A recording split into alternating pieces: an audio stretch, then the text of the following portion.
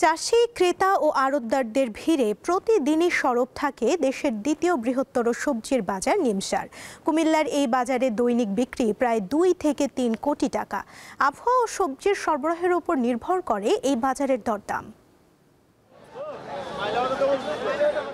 ঢাকা-চট্টগ্রাম মহাসড়কের পাশে কুমিল্লার বুড়িচংয়ে এই বাজারের নাম নিমসার বাজার। মধ্যরাত থেকে সকাল 9টা পর্যন্ত ক্রেতা বিক্রেতা ও পাইকারদের পদচারণায় মুখর হয়ে ওঠে এই বাজার। যাতায়াত ব্যবস্থা ভালো থাকায় দেশের নানা প্রান্ত থেকে ক্রেতা বিক্রেতারা পণ্য নিয়ে আসেন দেশের দ্বিতীয় বৃহত্তর এই কাঁচা বাজারে। পাশাপাশি মহাসড়কের পাশে হওয়ায় পাইকাররাও খুব সহজেই সবজি পরিবহন করে ঢাকায় নিতে পারেন। রাত্রের 2টা থেকে শুরু হয়, সকাল 10টা 11টা পর্যন্ত চলে। বড় বাজার আপনার সব ডিস্ট্রিক্টের মানুষ আসে, সব ডিস্ট্রিক্টে তরকারি আসে। নিমসার বাজার থেকে পাইকাররা ট্রাক ভরে পণ্য কিনে নিয়ে যান বিভিন্ন স্থানীয় বাজারে। বেচা কিনেও মোটামুটি ভালো, ক্রেতাও ভালো, বিক্রিও ভালো হয়, ক্রেতারাও খুশি হয়। কম দামে পাওয়া যায়, একবারে পাইকারি রেটে আর কি।